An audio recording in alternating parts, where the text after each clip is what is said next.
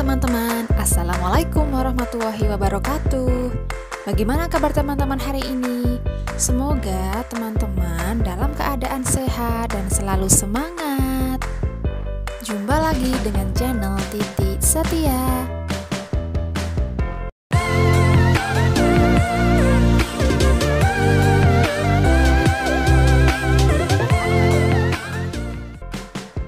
Teman-teman, kali ini kita ada pada bagian terakhir dari latihan soal PAT Mapel IPA kelas 5. Untuk video lengkapnya silahkan cek deskripsi ya. Untuk nomor 20 sampai dengan nomor 25 yaitu tentang KD 3.9, mengelompokkan materi dalam kehidupan sehari-hari berdasarkan komponen penyusunnya, zat tunggal dan campuran. Yuk langsung ke soalnya ya. Nomor 20. Zat tunggal adalah zat yang komponen penyusunnya hanya satu zat atau materi. Zat tunggal dapat berupa unsur dan senyawa. Zat kimia yang tak dapat dibagi lagi menjadi zat yang lebih sederhana disebut A. Unsur, B. Senyawa, C. Campuran, D. Tunggal. Jawabannya apa ya? Yuk silakan cari.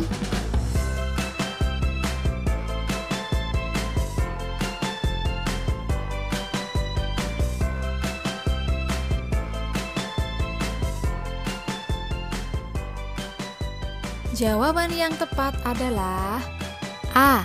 Unsur. Mari kita bahas. Apa sih perbedaan antara unsur dan senyawa itu? Jadi, unsur adalah zat yang tidak bisa diuraikan menjadi zat yang lebih sederhana dengan proses kimia biasa. Jadi, unsur ini terdiri dari satu jenis atom saja yang merupakan penyusun dari senyawa. Contohnya, hidrogen, helium, dan emas. Lalu yang kedua, senyawa. Senyawa adalah zat yang terdiri dari dua unsur atau lebih, sehingga senyawa dapat diuraikan menjadi unsur-unsur pembentuknya. Contohnya air atau simbolnya H2O. Jadi air ini terdiri dari unsur hidrogen atau H dan unsur oksigen atau O.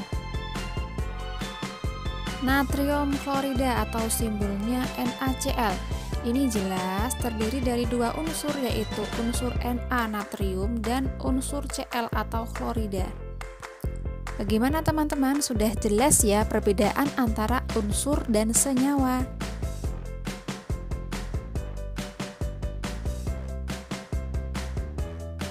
Sekarang nomor 21.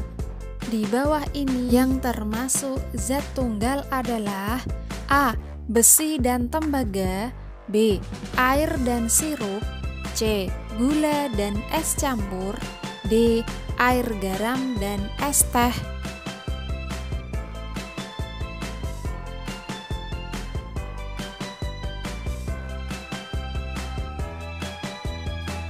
Jawaban yang tepat adalah A. Besi dan tembaga. Mari kita bahas satu persatu. Jawaban yang B, air dan sirup. Kalau air itu jelas termasuk zat tunggal, tetapi kalau sirup itu termasuk zat campuran. Gula dan es campur. Gula termasuk zat tunggal, sedangkan es campur jelas ya termasuk zat campuran. Terakhir yang D, air garam dan es teh. Jelas semuanya termasuk zat campuran. Sekarang kita lanjut nomor 22. Berikut ini yang bukan termasuk zat tunggal adalah A. Air, B.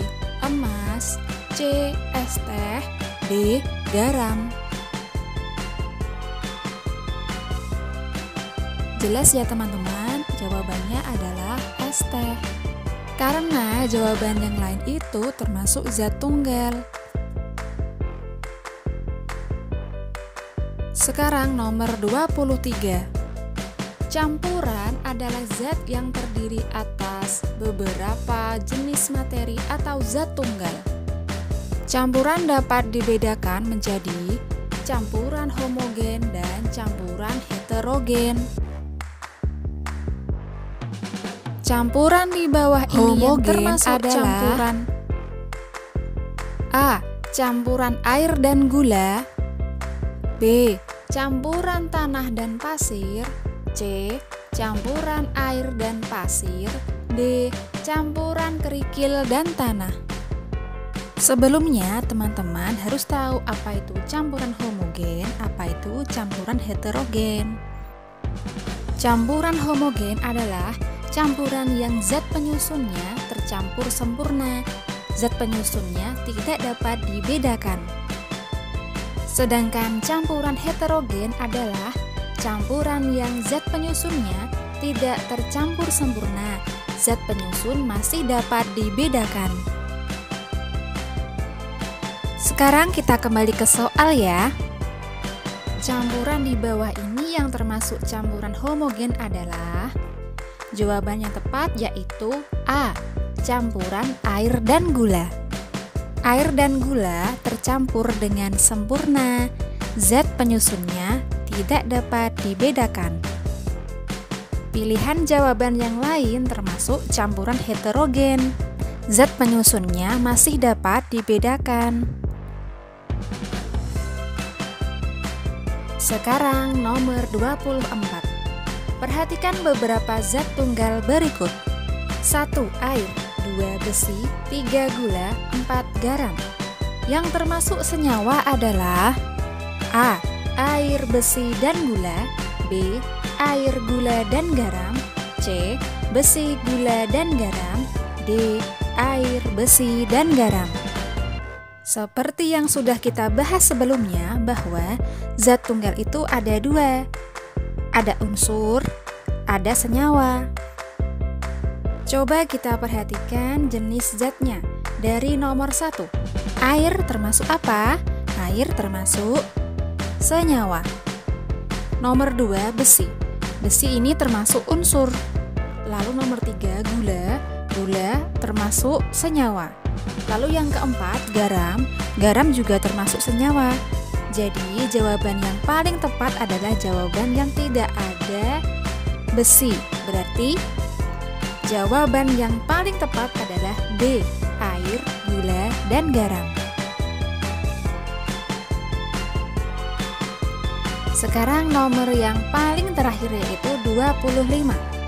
Perhatikan sifat-sifat zat berikut. 1. Campuran tersusun atas 2 atau lebih unsur atau senyawa. 2. Komponen penyusunnya hanya suatu zat atau materi. 3. Tidak dapat dibagi lagi menjadi zat yang lebih sederhana. 4. Campuran dapat dipisahkan menjadi zat-zat penyusunnya. 5. Perbandingan massa zat-zat penyusunnya tidak tetap. Yang termasuk sifat-sifat zat campuran ditunjukkan oleh nomor A. 1, 2, 3, B. 1, 2, 4, C. 1, 4, 5, D. 3, 4, 5. Silakan teman-teman cari jawaban yang tepat.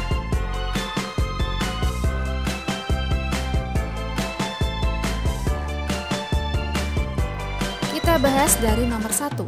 Campuran tersusun atas 2 atau lebih unsur atau senyawa. Ini termasuk sifat zat campuran. Nomor 2. Komponen penyusunnya hanya suatu zat atau materi. Ini berarti zat tunggal. 3. Tidak dapat dibagi lagi menjadi zat yang lebih sederhana. Ini juga zat tunggal. 4. Campuran dapat dipisahkan menjadi zat-zat penyusunnya. Ini zat campuran. 5. Perbandingan massa zat-zat penyusunnya tidak tetap. Ini sifat zat campuran. Sehingga jawaban yang benar adalah C. 1, 4, 5.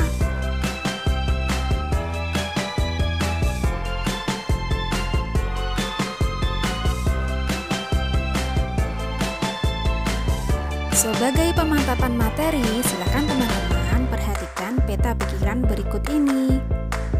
Materi dibedakan menjadi dua, zat tunggal dan zat campuran. Zat tunggal dibedakan menjadi unsur dan senyawa, sedangkan zat campuran dibagi menjadi dua juga, homogen dan heterogen.